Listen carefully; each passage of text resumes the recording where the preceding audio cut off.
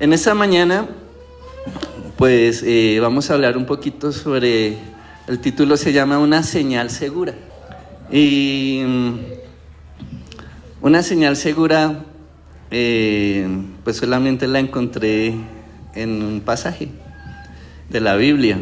Y sobre eso Dios ha colocado en mi corazón hablar.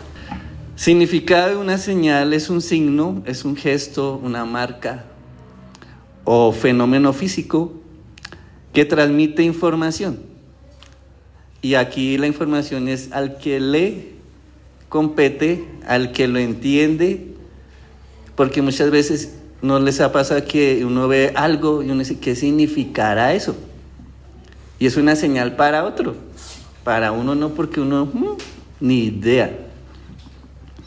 Y dice que un aviso o un mensaje de algo que alguien puede interpretarlo, ¿sí? Por eso es que alguien puede ser cualquiera, alguien puede ser todos, o alguien solamente puede ser uno. Las familias muchas veces tienen señales, ya saben qué señales para irnos, qué señales para siéntese, cállese, vístase, compórtese. Una mirada es una señal de en la casa arreglamos, ¿cierto? Son señales. Señales visuales como letreros, señales acústicas como sonidos o timbres. Los perros muchas veces los entrenan con pitos, con un pito, dos pitos, ¿cierto? En la calle cuando manejamos, ¿usted sabe el significado de pitar 2 veces? Hacer pip, pip. ¿No saben? Es gracias. Pip, pip, gracias. Un pito, muévase. Y un pito bien largo, extendido, oiga, quítese. Son señales que uno se inventa y que otros entienden. Señales con movimientos con las manos o el cuerpo. Cuando nos hacen así, es que espere, verá, ¿cierto? Y señales como una bandera blanca, ¿qué significa? Paz o me rindo. En las guerras, a veces cuando nos muestran imágenes de Ucrania, soldados rindiéndose, sacan un pañuelo blanco para que no los maten y se entregan. Es una señal de paz. ¿Quién de ustedes se ha amarrado un cordón al dedo diciendo es que para que no se me olvide lo que tengo que hacer mañana? Y se amarran un dedo con algo y se amarran, o la argolla se la pasan para el otro lado porque es que no se me puede olvidar esto. ¿Es una qué? Señal. Y cuando se acuerda, ¿yo para qué me puse este cordón? Porque no se acordó. A veces funcionan, a veces no funcionan las señales. Señales cuando tiene frío. ¿Usted qué señal hace cuando tiene frío? ¡Qué frío! Un tinto, por favor. ¿Cierto? Es una señal. Señales cuando tiene hambre.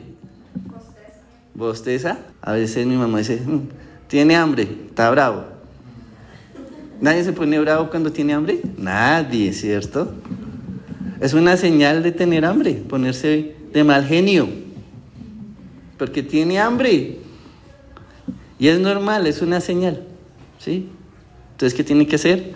Comer, para que no se ponga, para que no use esa señal. En el mar, el buceo. ¿Quiénes han buceado en el mar? Yo no, pero me enseñaron una señal que es muy importante en el buceo. Cuando usted está bien bajo el agua, usted tiene que hacer así. ¿Qué está? ¿Qué está aquí? Bien, todo está bien. Si usted hace así, le está indicando al que está con usted que lo saquen, que lo suban. ¿Listo? Eso es una señal que no va a cambiar bajo el mar. Y yo dije, ¿qué tal una señal con Dios igual? Que Dios le diga, ¿cómo está? Y uno le haga Bueno, véngase para acá.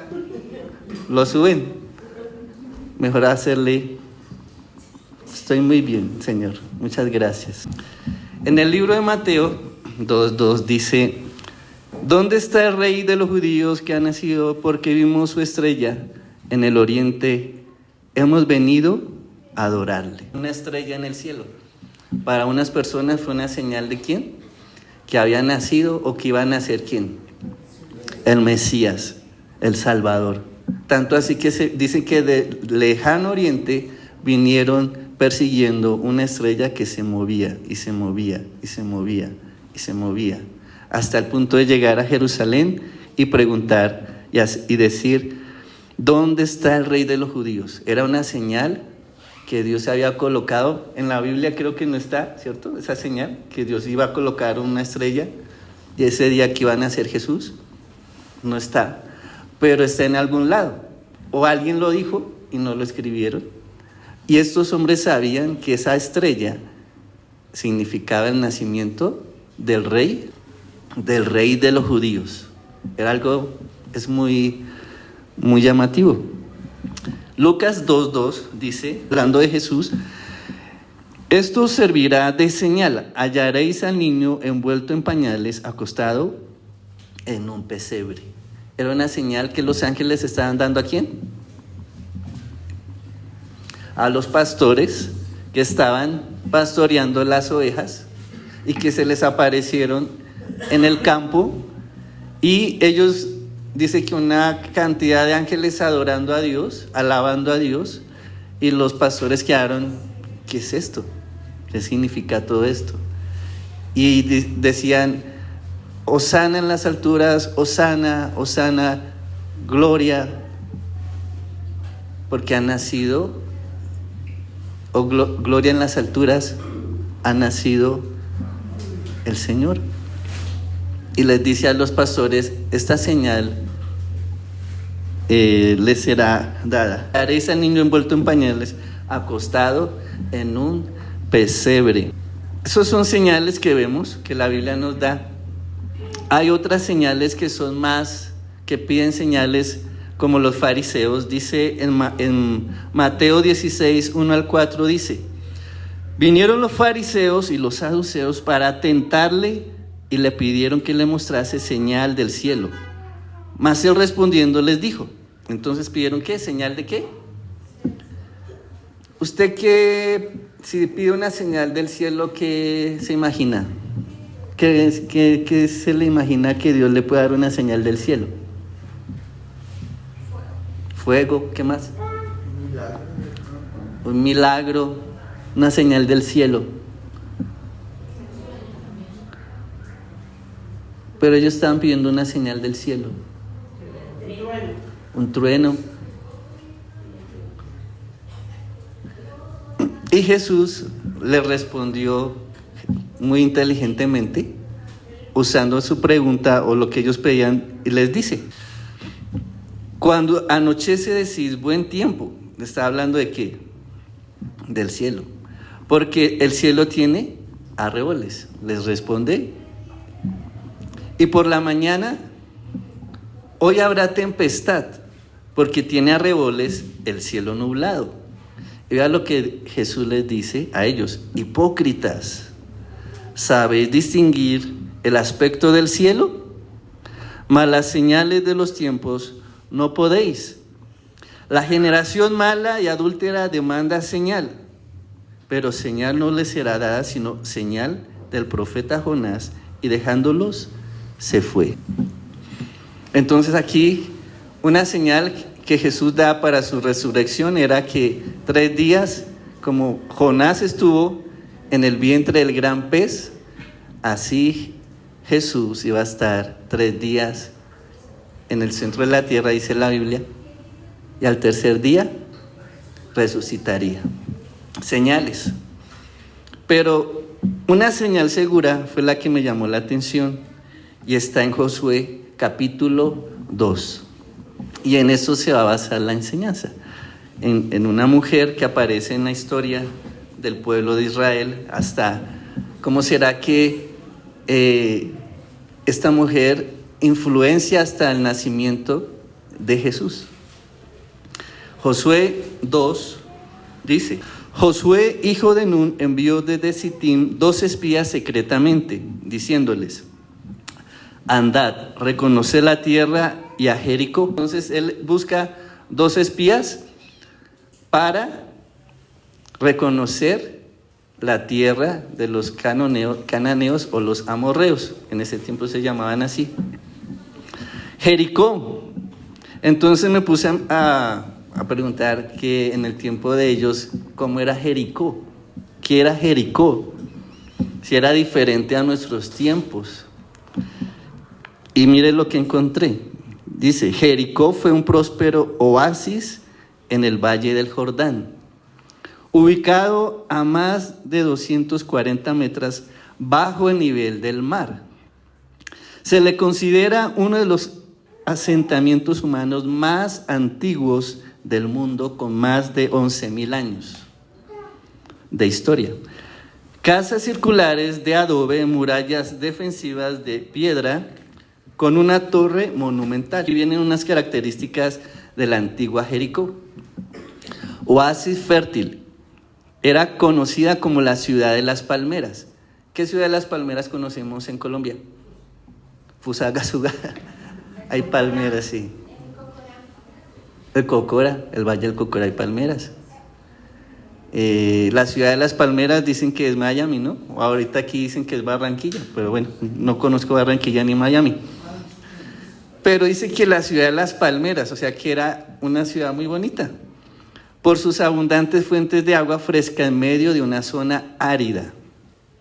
Defensas imponentes, poseía murallas gruesas y una torre de piedra de más de 8 metros de altura construida en la prehistoria. Un punto estratégico. Controlaba importantes rutas comerciales y de paso en la región del Valle del Jordán. O sea que era una ciudad muy importante como las de hoy en día. La que usted quiera mencionar, pero que tenga palmeras. Esa es, ¿sí? La Biblia me dice, en Génesis 15, 13 y 16, Dios hablando con Abraham sobre el futuro de, si se puede decir, de esta ciudad, de toda esa zona. Pero ya al punto que estaba Josué, dice, ya ha pasado más de 400 años desde Abraham, mucho más, unos 600 años, y su maldad ya había llegado a su máximo nivel. Era insostenible el grado de la maldad de sus habitantes. ¿Algo parecido a estos tiempos? ¿Señales?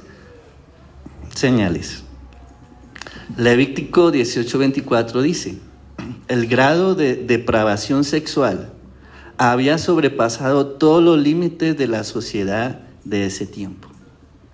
¿Algo parecido a estos tiempos? Sí. Deuteronomio 12, 29, 31. Las prácticas religiosas consistían en ofrecer en sacrificios a sus propios hijos e hijas, quemándolos al fuego. Bonita, próspera, hermosa ciudad. ¿Usted le gustaría ir como espía a una ciudad así? Pero 2 espías les tocó ir a mirar cómo era. Y eso fue lo que se encontraron. Señales que uno dice, uy, no, yo no me compro, yo no voy por allá. Esas me dan señales a mí de peligro, señales que me dicen, no vaya a esa ciudad, es peligrosa, es terrible el pecado allá, mejor yo no voy allá. Pero estos 2 espías sí fueron a esta ciudad con todas esas magníficas cualidades, pero depravadas sociedad, ¿sí? Y mire lo que pasó en Josué 2. Al mejor lugar que podían llegar fue a la casa de una ramera. No había mejor lugar que la casa de una ramera. Y dice ahí capítulo 2 del 1 al 8, dice que entraron a la casa de la ramera que se llama Rahab. Ella los esconde y pareciera que hubiera contrainteligencia en Jericó, porque descubrieron que habían 2 espías en la ciudad. Tanto así que le dijeron al rey y le dijeron, vea, hay 2 espías y Rahab los ha escondido en su casa. Se supo. ¿Quién dijo eso? ¿Quién los sapió? ¿Cierto? Porque dice que secretamente Josué les dijo a ellos 2, vayan y busquen y vayan, espíen todo lo que es este valle y a Jericó. Secretamente. Y se supo en Jericó que habían 2 espías. Y en ese tiempo no habían redes sociales. No había Facebook ni Instagram. Pero supieron. ¿Cómo? No sé, no tengo ni idea. Pero el hecho fue que descubrieron que habían 2 espías. ¿Qué pasaban con los 2 espías? Si estábamos en una sociedad así como ya les conté, pues sencillamente los mataban. Ya.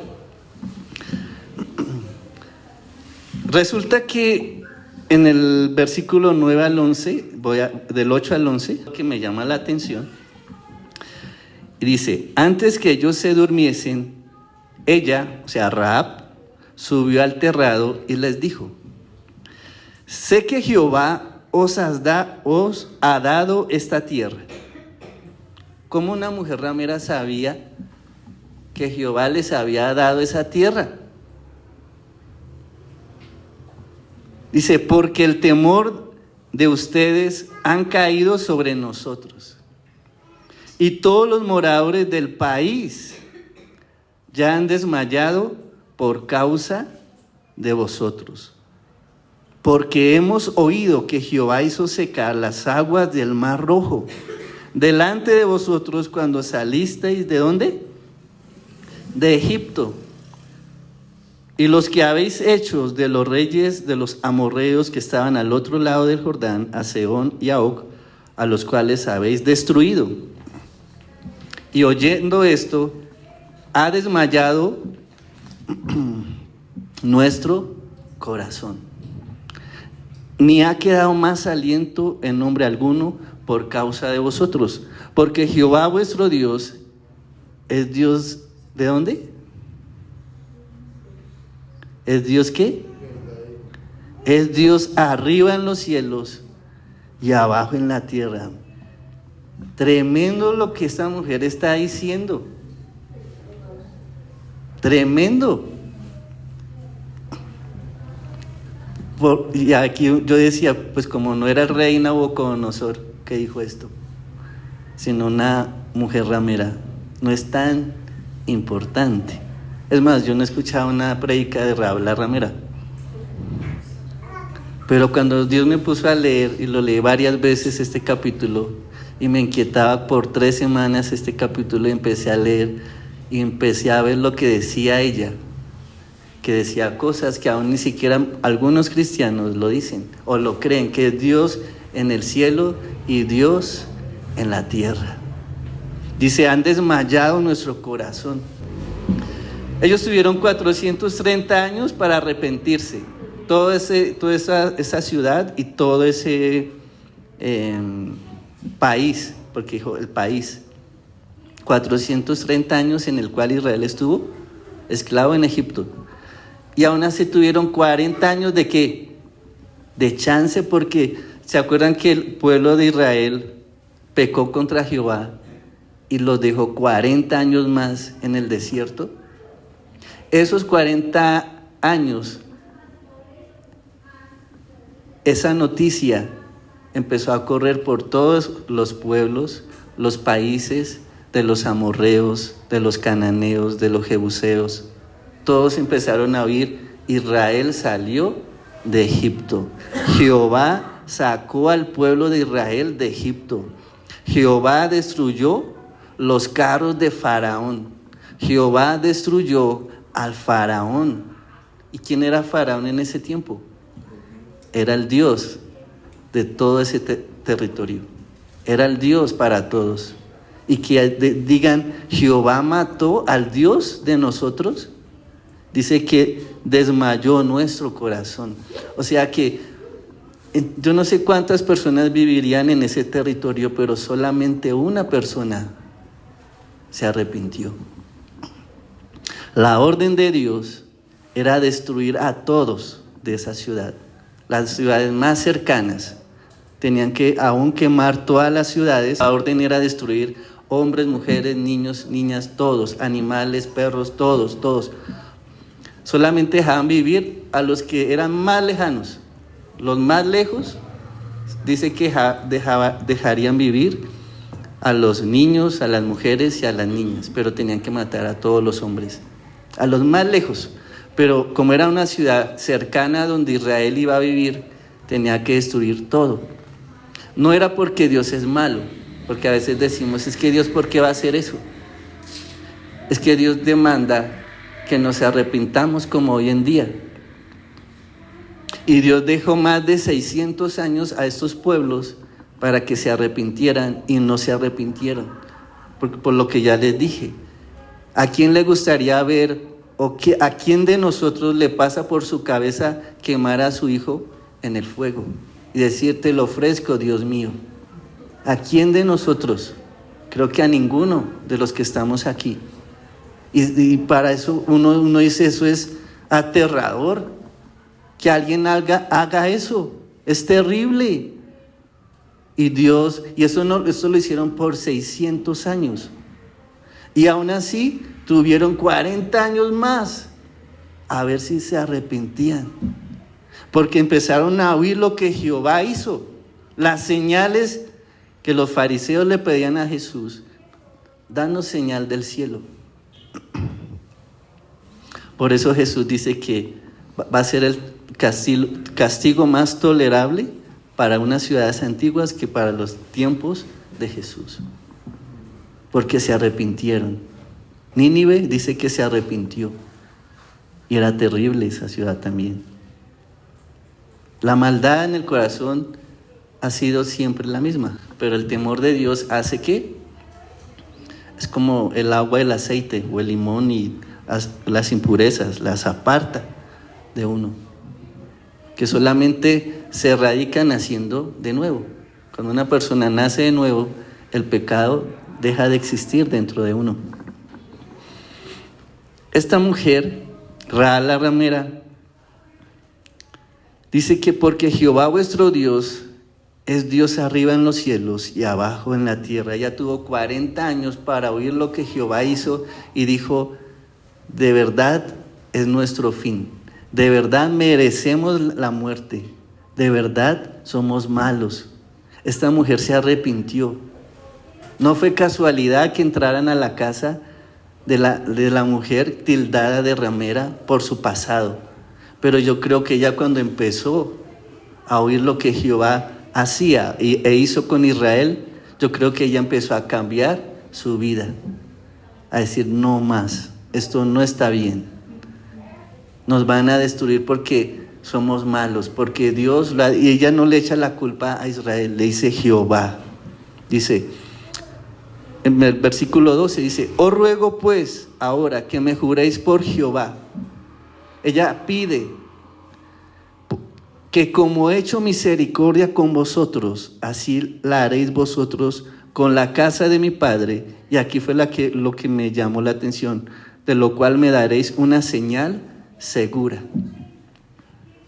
Una señal segura, dice, y salvaréis la vida de mi padre, mi madre, a mis hermanos y mis hermanas, y todo lo que es suyo, y que libraréis nuestras vidas de la muerte. Durante 600 años no había pasado nada en Jericó. Era la ciudad más bonita, prósperos, pero como les dije, había pecado en todas las áreas, era terrible. Todos decían, Dios,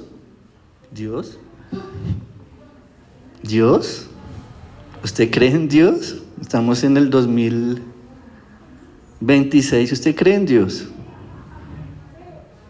Estos dirían lo mismo, estamos en el año 600 4000 antes de Cristo, 4000.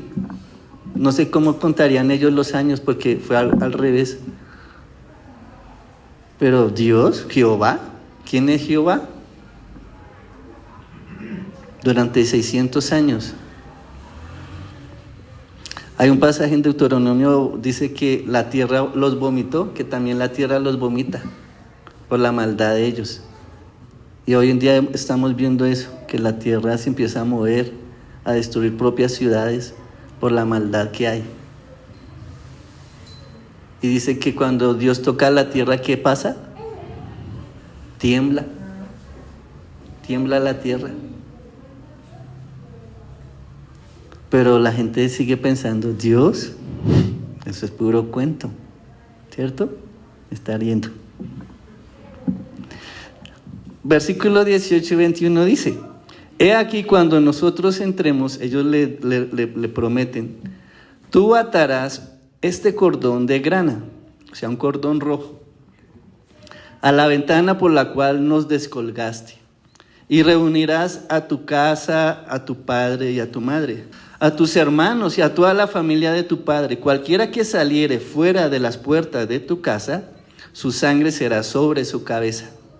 Y nosotros sin culpa, mas cualquiera que estuviera en casa contigo, su sangre será sobre nuestra cabeza, si mano le tocare.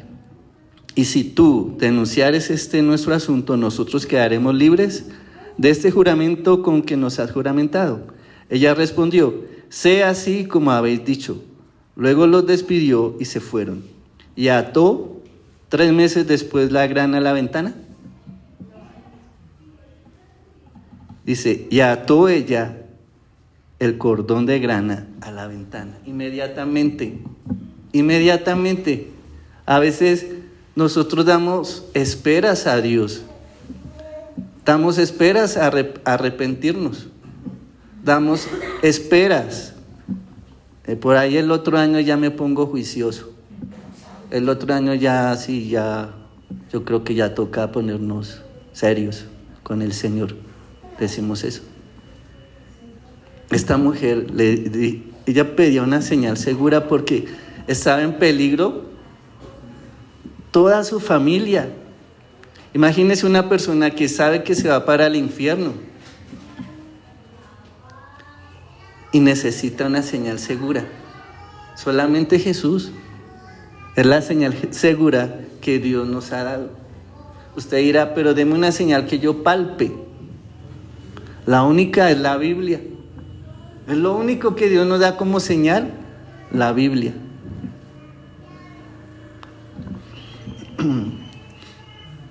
Hay una persona en el Nuevo Testamento que está en Lucas 23, 39 al 43, donde están los dos malhechores.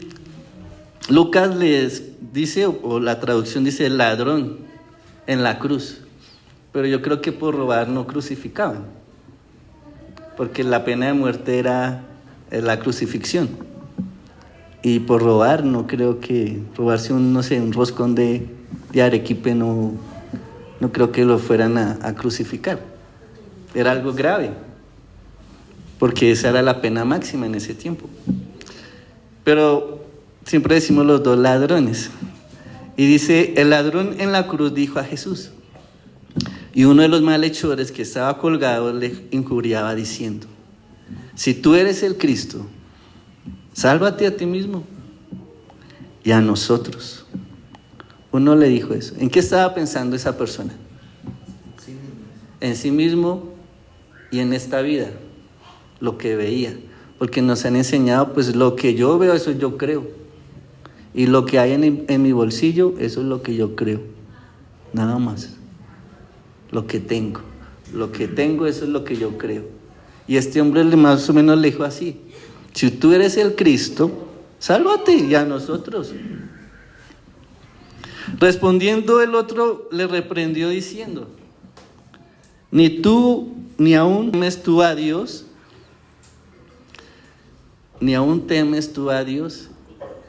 estando en la misma condenación. Nosotros a la verdad justamente padecemos, porque recibimos lo que merecieron nuestros hechos, mas ningún mal hizo. ¿En qué estaba pensando el otro malhechor? En que merecía lo que le estaba pasando. Algo muy parecido a Rahab. Ella sabía que Jehová estaba actuando con justicia. Todos tenían la misma opción de haber dicho: venga, de verdad, perdónenos, Señor, o Jehová, perdónanos porque hemos cometido pecado. Toda la ciudad se hubiera arrepentido, hasta el rey, como Nínive. Pero ninguno puso atención a las señales de ese tiempo. Solamente una mujer puso cuidado a las señales que estaba pasando a su alrededor. Este malhechor, la señal que tuvo era Jesús. Y decía: de verdad, lo que nosotros estamos aquí crucificados lo merecemos. Pero o sea, Jesús, no, porque él ningún mal hizo. Y fíjese lo que él le pide a Jesús: acuérdate de mí cuando vengas en tu reino. Imagínense, este hombre no había estudiado escatología y aún le dijo eso: acuérdate de mí cuando vengas en tu reino. O sea que estos dos hombres probablemente estuvieron varios días robando entre el pueblo, escuchando lo que Jesús enseñaba. Pero aquí está la gran diferencia, que su motivación, aunque escuchó, seguía pensando en este mundo y en esta tierra. El otro oyó a Jesús lo que enseñaba y sabía que ningún mal había hecho él. Y sabía que él era el rey de los judíos. Y sabía que él iba a venir un día. O sea, que él aún sabía que Jesús iba a resucitar, para decirle: acuérdate de mí cuando vengas en tu reino. O sea, que él sabía que el que estaba en el centro iba a resucitar. Porque si no, no le hubiera dicho nada de eso.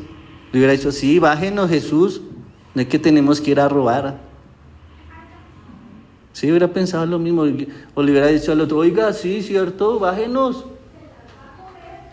¿Usted qué cree? Manifiéstate, Jesús. Y por eso le dice: acuérdate de mí cuando vengas en tu reino. ¿Y Jesús qué le dijo? De cierto te digo que hoy estarás conmigo en el paraíso, porque la salvación es segura. Esta mujer colocó la grana, el cordón inmediatamente, y fue una señal de salvación. Y fíjese que le dijeron: si su papá se sale de la casa, si su mamá se sale de la casa, si sus hermanas o sus hermanos se salen de la casa, nosotros no tenemos la culpa. ¿No les parece que lo mismo es con nosotros? ¿Cuál es nuestra casa? La casa de Dios, su palabra, Jesús. Esta mujer clamó por su familia. Nosotros ya somos salvos, pero ¿qué de nuestra familia? ¿Qué de nuestros papás, de nuestras mamás, de nuestros hermanos? Esta mujer no pensó en ella sola. Ella pidió aún por sus cuñados, por sus cuñadas, bueno, por todos. No quería porque sabía que la muerte, porque dice: y salvará nuestras vidas de la muerte. Pidió, rogó y se le concedió.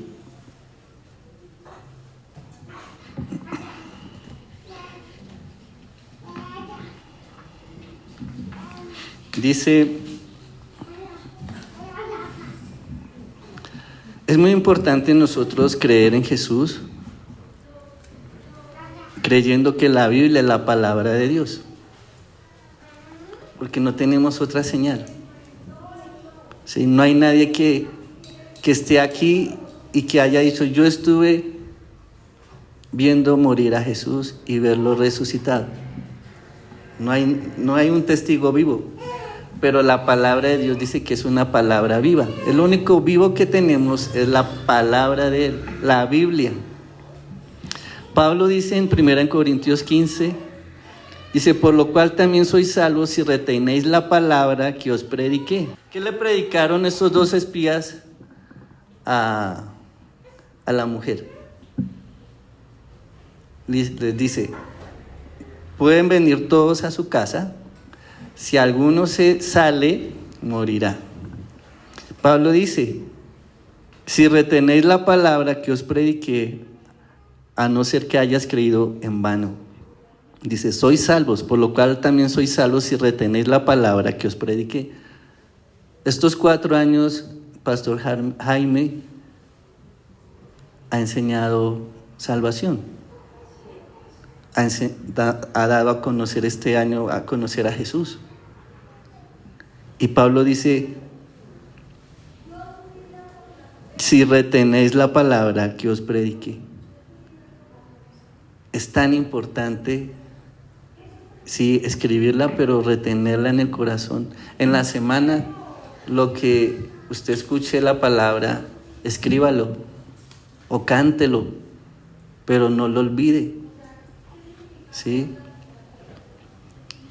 Dice, porque lo que recibí, dice, que Jesús murió, o Cristo murió por nuestros pecados, conforme a las Escrituras. Que fue sepultado y resucitado al tercer día, conforme a las Escrituras. Las Escrituras de ese tiempo que ellos tenían era el Antiguo Testamento. Todavía no salía el Nuevo Testamento porque apenas los estaban escribiendo. Las Escrituras de ellos era el Antiguo Testamento, porque en el Antiguo Testamento todo es hablando del Mesías, de Jesús, de la muerte, de la resurrección, de la vida eterna. Y Él les predicó lo que Jesús vino, ya viniendo, murió en la cruz, resucitó y les decía acerca del infierno, que escapemos del infierno. Pero como no lo vemos, unos dicen que saquen la tierra, entonces ¿para qué? Pero el infierno es una realidad. Quiéralo o no, créalo o no, es una realidad. ¿Sí? Y por eso necesitamos un Salvador, que es Jesús. Jesús dice en San Juan 5:24, de cierto digo, el que oye mi palabra y cree al que me envió, tiene vida eterna, y no vendrá a condenación, mas ha pasado de muerte a vida. Fíjese, esta mujer estaban al filo de la muerte. En el pasaje cuando ellos dan las 13 vueltas a Jericó, ¿sí sabían que eran 13 vueltas? Porque en la canción que me enseñaban cuando niño era, los israelitas le dieron 7 vueltas, le dieron 7 vueltas. Y resulta que no, fueron 13 vueltas. Que en el 7º día dieron 7 vueltas, pero los 6 días dieron cada día una vuelta, o sea, dieron 13.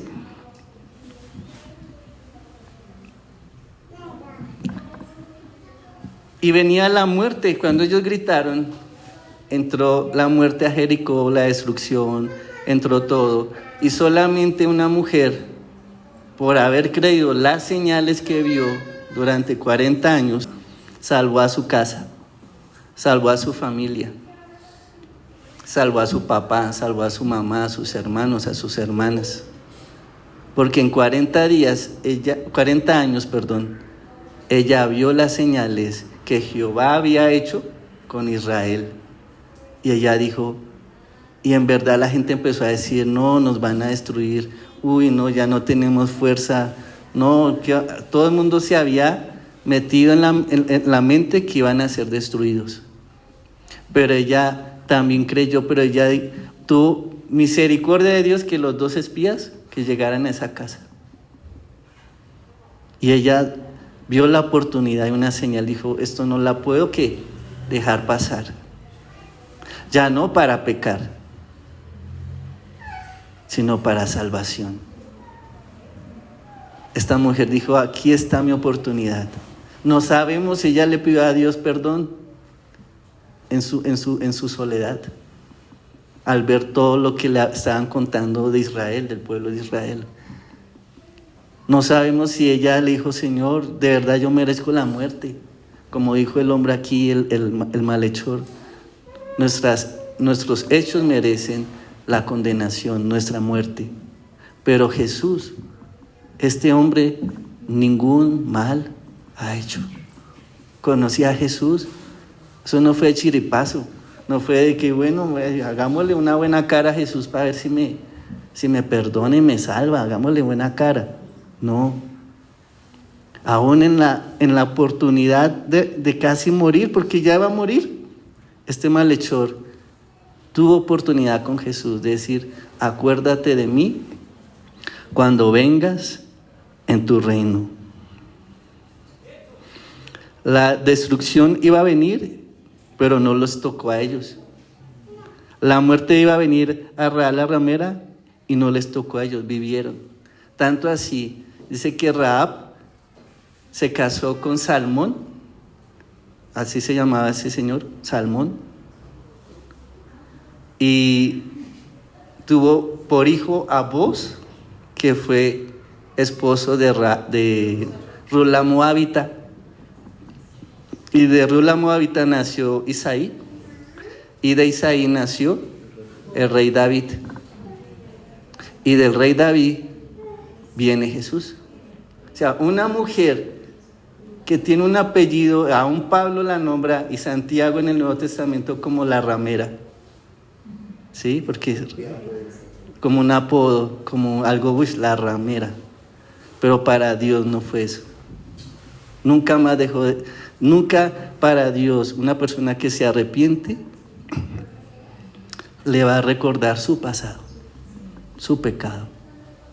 Porque en Dios hay misericordia, porque ella le dijo: así como hice misericordia con ustedes, por favor, háganla conmigo. Yo no quiero morir, yo no quiero que mi familia muera a mano de ustedes. Este malhechor, lo mismo, ya estaba en la muerte, ya faltaban, no sé, minutos para morir. La diferencia es cómo yo estoy percibiendo el mensaje que estoy escuchando de Dios en esta casa durante 4 años o 2 años, 6 meses, no sé, pero la gran diferencia es esa: como yo vengo aquí a la casa a oír las señales que Dios me da cada domingo. ¿Yo qué clase de señales doy a Dios? ¿Qué señales yo doy a Dios que quiero cambiar? ¿Qué señales he dado yo? Lo que decía Catherine, las personas alrededor. ¿Qué impacto estoy dando hacia afuera? Dios, ¿qué ve de mí? ¿Realmente que me ha arrepentido? ¿O que realmente me ha costado arrepentirme y estoy luchando, ¿cierto? O sencillamente no. ¿Qué señales ven? ¿Qué señales tengo yo como cristiano? Fíjese que un cristiano que seguía a Jesús en el último momento lo negó, porque él daba señales que andaba ¿con quién? Con Jesús. Y le dijeron: oiga, usted habla igualito que Jesús. Y él: no, yo no conozco a ese man, a mí no, yo no. Y después otro le dijo: oiga, pero usted como que tiene cara de los discípulos de Jesús. No, a mí sí. Y empezó a maldecir, a decir groserías y no. Y después lo delató su actuar, porque anduvo con Jesús 3 años. Y andar con Jesús, yo creo que algo se nos tiene que pegar, porque dicen que por ahí que el que anda entre la miel algo se le pega, y entre el que anda entre lobos aprende a aullar. Pero aquí la idea no es que aullemos, ¿sí?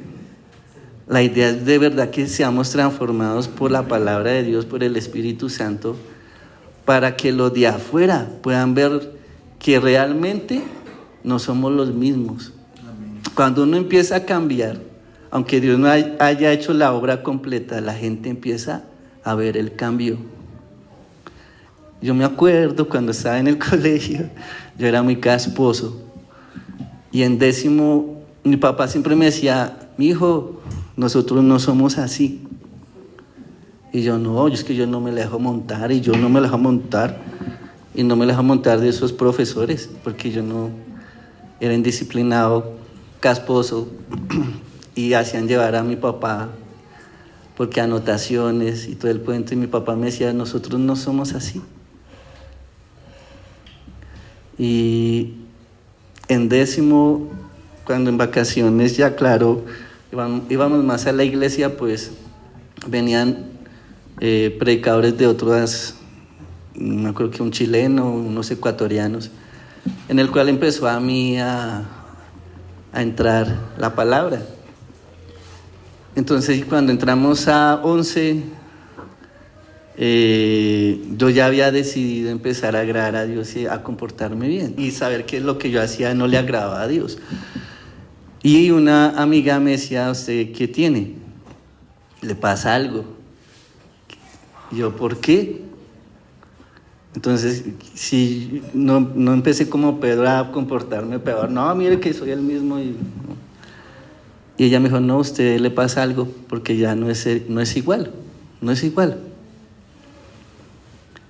Porque cuando uno empieza o toma la decisión de agradar a Dios, es inmediato que se nota el cambio, o las personas notan el cambio. No puede ser 7 años cambiando. Porque van a decir, no, ese es el mismo, eso no ha cambiado. Fíjese que esta mujer, cuando le dieron el cordón rojo, inmediatamente, ¿qué? Cambió, ató y lo puso público, hacia afuera de la ventana. Tenemos que poner en público nuestra vida y nuestro comportamiento delante de Dios y decir, Señor, yo soy una pailas, yo soy malo. De verdad, Señor, perdóneme. ¿Sí? A veces como cristianos damos malas señales. Yo he visto cristianos que van a la iglesia, eso lo he visto desde niño. Van a la iglesia y cuando uno va a la casa de ellos tienen vallenato venteado. Y uno decía, vallenato venteado. ¿Sí? Y y yo decía, pero este no estaba en la iglesia. O sea, a mí no me cabía en la cabeza que estábamos en la iglesia y pues en mi casa nunca escuchamos vallenato venteado, ni nada de vallenato, ni nada de eso, pero sí música cristiana. Y ir a la casa de otro hermano y escuchar vallenato venteado. Y uno decía, pero vallenato venteado. Entonces uno quería hacer lo mismo. Pues como en el hermano allá pues pone vallenato venteado, pues aquí toca, cuando mis papás no estén, pues ponemos vallenatico bajito, venteado. ¿Sí? Pero, ¿qué señales yo doy? ¿Qué señales yo doy? Por ejemplo, hoy podemos decir que Marcos Witt estuvo en mi iglesia y que Jesús Adrián Romero estuvo en mi iglesia. Y no lo estoy diciendo por chiste. Porque cuando yo coloco una música de alguien que es brujo, que es satánico, que es hechicera, la coloco en mi casa a todo volumen, esa persona está ahí. Y lo que él es, entra a mi casa. Y entonces, por eso digo, yo le doy gracias a Dios porque yo ayer hablaba con Consuelo eso. Desde niño nosotros cantábamos en la iglesia a capela con pandereta. Eran 20 panderetas y todo el mundo eche pandereta y grite y cante y duro. Y aprendimos a cantar sin música, sin instrumentos, sin pista. Pero también me gozaba oyendo la música porque nunca había estado en un concierto con Marcos Witt. Pero yo me metí en la alabanza, ¿sí? Pero ¿qué señales yo doy a los de afuera? Porque realmente los de afuera están esperando si he cambiado o no. Me acuerdo que cuando más me comprometí con Dios, el profesor que más me conocía como yo era, me decía: usted está enfermo, usted tiene algo, usted está enfermo. Porque decidí dejar de comportarme como alguien que no conoce a Dios. Porque mi papá me decía: nosotros no somos así. Fue lo único que me decía. Y esas palabras siempre me taladraban en mi alma. Nosotros no somos así. Mi papá no me tuvo que pegar, no me tuvo que castigar, no me tuvo que reprender. Simplemente me dijo eso: nosotros no somos así, hijo.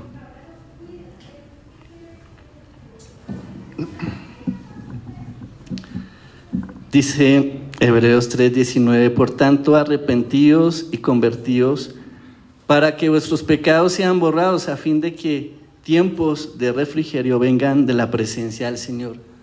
No hay nada mejor. Hechos 3:19.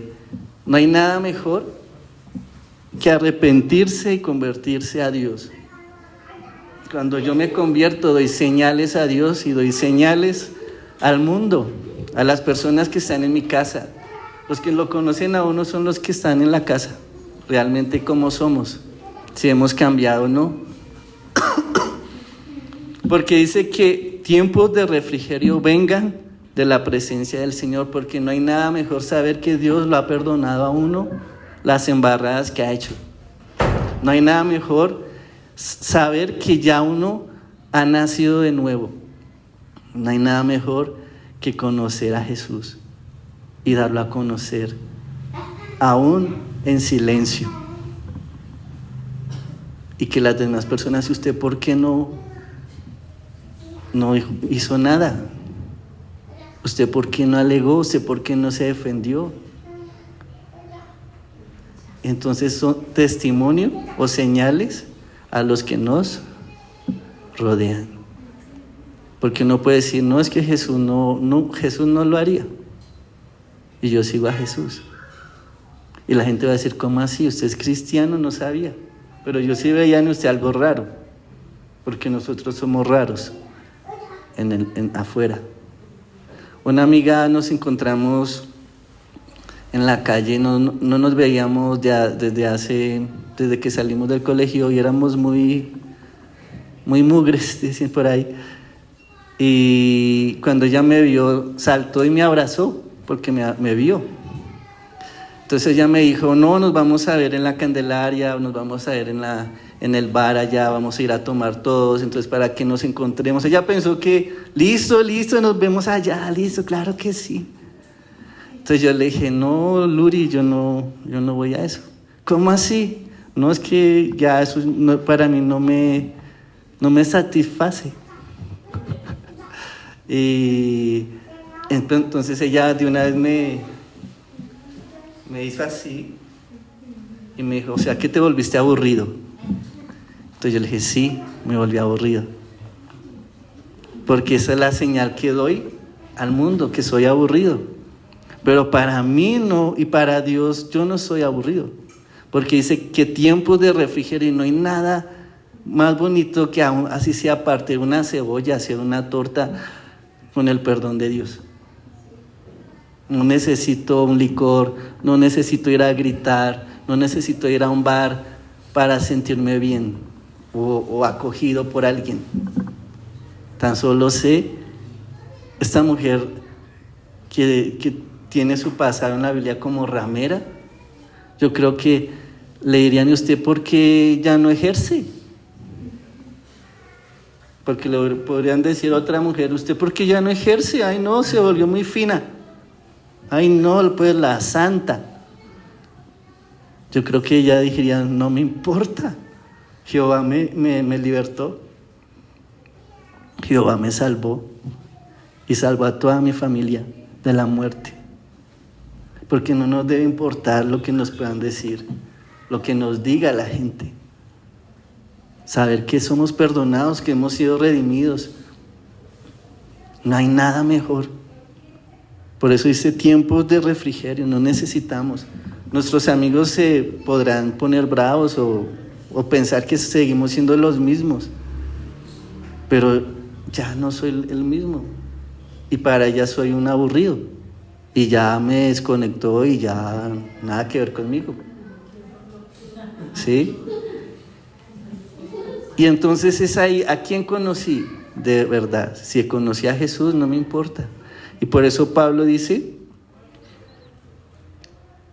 si retenéis la palabra que os prediqué.